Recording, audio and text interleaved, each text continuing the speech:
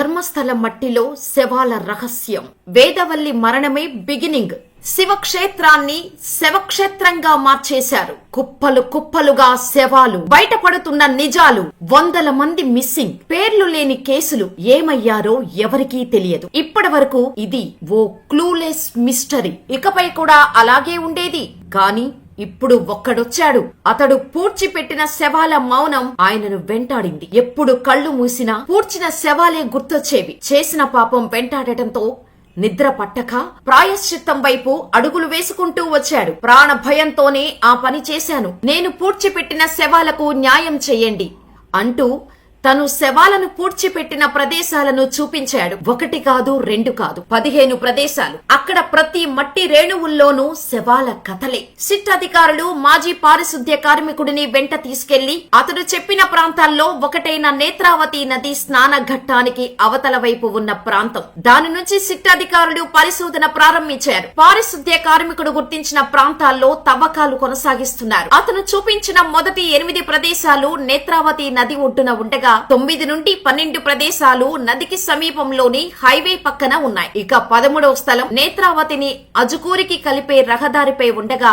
మిగిలిన 2 ప్రదేశాలు జాతీయ రహదారికి సమీపంలోని కన్యాణి ప్రాంతంలో ఉన్నాయి. అయితే అతడు చూపించిన సైట్ నెంబర్ 3 వద్ద 2.5 అడుగుల లోతుల్లో చిరిగిన ఎర్రటి బ్లౌజ్ తో పాటు పాన్ కార్డ్, ఏటీఎం కార్డు కూడా కనుగొన్నారు. అయితే పాన్ కార్డ్, ఏటీఎం ఒకరిది కాదు, వేరువేరు. దీంతో పాన్ కార్డు మీదున్న వివరాలు ఆధారంగా ఆ వ్యక్తిని బెంగళూరు గ్రామీణ జిల్లా నెలమంగల తాలూకాకు చెందిన సురేష్ గా గుర్తించారు. అతడు 2025 మార్చిలో అనారోగ్యంతో మృతి చెందాడని, అంత్యక్రియలు స్వగ్రామంలోనే జరిగాయని కుటుంబ సభ్యులు నిర్ధారించారు. మద్యానికి బానిసైన సురేష్ ధర్మస్థలకు వచ్చినప్పుడు పాన్ కార్డు పోగొట్టుకొని ఉండవచ్చని అధికారులు అనుమానం వ్యక్తం చేస్తున్నారు. ఇక ఏటీఎం కార్డుపై లక్ష్మి అనే మహిళ పేరు మీద ఉంది. అయితే 2009లోనే అక్కడ సమీపంలో ఉండే లక్ష్మి అనే మహిళ మరణించింది. కానీ ఇద్దరూ ఒకటేనా అని మాత్రం తెలియరాలేదు. డెబిట్ కార్డు విషయమై బ్యాంకు నుంచి ఇంకా వివరాలు అందించలేదని, ఆమె ఎవరు అనేది దర్యాప్తు చేస్తున్నారు సిట్ అధికారులు. అయితే జూలై 31వ తేదీ తవ్వకాలు జరపగా సైట్ నెంబర్ 6 లో ఒక మానవ మృతదేహ అవశేషాలు లభించాయి. వాటిని ఫోరెన్సిక్ బృందం సేకరించి ల్యాబ్కు పంపింది. ల్యాబ్లో పరీక్షించిన తర్వాతే మరిన్ని వివరాలు తెలుస్తాయని సిట్ అధికారులు చెబుతున్నారు. అయితే అక్కడ లభ్యమైన అవశేషాలు 2003లో అదృశ్యమైన అనన్య భట్దేనా అనే సందేహాలు నెలకొన్నాయి. అక్కడ తవ్వకాల్లో 15 ఎముకలు, లోదుస్తులు లభించినట్టు సిట్టు వెల్లడించింది. అయితే పుర్రె మాత్రం దొరకలేదని, ఇంకా తవ్వకాలు చేస్తున్నామని చెబుతున్నారు. ధర్మస్థలలో శ్రీ మంజునాథ ఆలయానికి వెళ్లిన తర్వాత మళ్లీ ఆమె జాడ కనిపించలేదు. అప్పటి నుంచి ఆ కేసు మిస్టరీగా మిగిలిపోయింది. జూలై 15న అనన్య భట్ తల్లి సుజాత భట్ ఎస్పీకి ఫిర్యాదు చేసింది. తాను డిఎన్ఏ టెస్టులకు సిద్ధమని తెలిపింది. అయితే ఈ ధర్మస్థలలో ఇప్పటి వరకు చాలా మంది అమ్మాయిలు మిస్ అయ్యారని సమాచారం. వేదవల్లి, పద్మలత, మరో 17 ఏళ్ల అమ్మాయి కూడా మిస్ అయినట్టు తెలిసింది. అంతేకాక బడికి వెళ్లే చాలా మంది బాలికలు, మహిళలు మిస్ అయ్యారని, వారిని అక్కడే పాతి పెట్టారని పారిశుద్ధ్య కార్మికుడు చెబుతున్నాడు. అయితే ఇక్కడ అందరికీ తెలియాల్సిన ముఖ్యమైన విషయం ఏంటంటే, వేదవల్లి అనే అమ్మాయి మరణంతోనే ఈ హత్యలు స్టార్ట్ అయినట్టు తెలుస్తోంది. ఆ స్టోరీ గురించి మీకు చెప్పే ప్రయత్నం చేస్తాను. 1977లో ధర్మస్థల్లో వేదవల్లి అనే మహిళ స్కూల్ టీచర్ గా పనిచేస్తోంది. ఆమె తక్కువ కులానికి చెందినదే అయినా ఆ రోజుల్లోనే అన్ని కట్టుబాట్లను వ్యతిరేకించి తన జీవితాన్ని మార్చేది చదువే అని నమ్మి ఉన్నత చదువులు చదివింది. తను ఎంత చదువుకుంది అంటే ఆ స్కూల్లో హెడ్ మాస్టర్ కు ఉండాల్సిన క్వాలిఫికేషన్స్ కంటే ఎక్కువే చదివింది. కానీ ఏ రోజు కూడా తాను హెడ్ మాస్టర్ అవ్వాలని అనుకోలేదు, ఆశపడలేదు కూడా. స్కూల్లో ఓ నార్మల్ టీచర్ గానే పని చేసుకుంటూ ఉన్నంతలో చాలా హ్యాపీగా ఉండేది. ఇక స్కూల్లో టీచర్స్ అందరూ కలిసి ఎప్పుడైనా మాట్లాడుకుంటే, ఇప్పుడున్న హెడ్ మాస్టర్ ట్రాన్స్ఫర్ అయితే నువ్వే నెక్స్ట్ హెడ్ మాస్టర్ అంటూ వేదవల్లితో చెప్పేవారు. ఆ మాటలకు నవ్వి ఊరుకునేది కానీ అస్సలు రెస్పాండ్ అయ్యేది కాదు.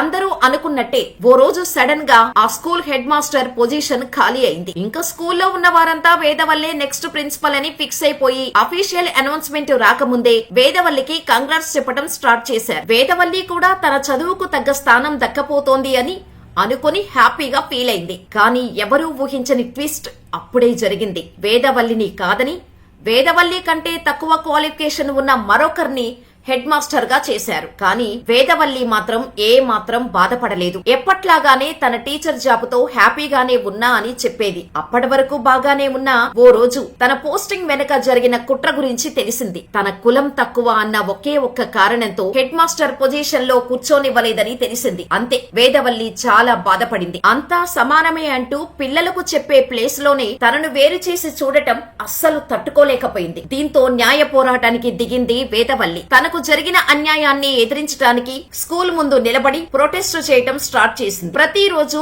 అక్కడే నిల్చొని వేరువేరు స్లోగన్స్ తో తనకు జరిగిన అన్యాయం వేరే వాళ్లకు జరగకూడదని ఫైట్ చేయటం స్టార్ట్ చేసింది. దీంతో స్కూల్ మేనేజ్మెంట్ వేదవల్లిపై ఫైర్ అయింది. ప్రొటెస్ట్ ఆపకపోతే స్కూల్ నుంచి తీసేస్తామని బెదిరించింది. అయినా సరే వేదవల్లి వెనక్కి తగ్గలేదు. దీంతో ఎలాగైనా వేదవల్లి అడ్డు తొలగించేయాలని ఫిక్స్ అయింది స్కూల్ మేనేజ్మెంట్. స్కూల్ కి హాలిడే రావటంతో వేదవల్లి ఇంట్లోనే ఉంది. వేదవల్లి హస్బెండ్ డాక్టర్ అరైల్ కి వేరే ఊరిలో సెమినార్ ఉండటంతో ఆయన ఆ రోజు మార్నింగే ఆ ఊరు వెళ్లాడు. ఇక ఒంటరిగా ఉన్న వేదవల్లి గురించి తెలుసుకున్న కొందరు వేదవల్లి ఇంట్లోకి వెళ్లి వేదవల్లిని దారుణాతి దారుణంగా రేప్ చేశారు. అక్కడితో ఆగకుండా ఆమెను చంపేసి అదే ఇంట్లో పెట్రోల్ పోసి తగలబెట్టేశారు. సెమినార్ కంప్లీట్ చేసుకుని ఇంటికి వచ్చిన అరైల్ కి తన వైఫ్ ని మంటల్లో చూసి మెంటల్లీ చాలా డిస్టర్బ్ అయిపోయాడు. ఇక వెంటనే పోలీస్ స్టేషన్ కు వెళ్లి నా భార్యను ఎవరో దారుణంగా చంపేశారు, కంప్లైంట్ రిజిస్టర్ చేయండి అని బతిమాలాడు. కానీ పోలీసులు ఏం చేశారో తెలిస్తే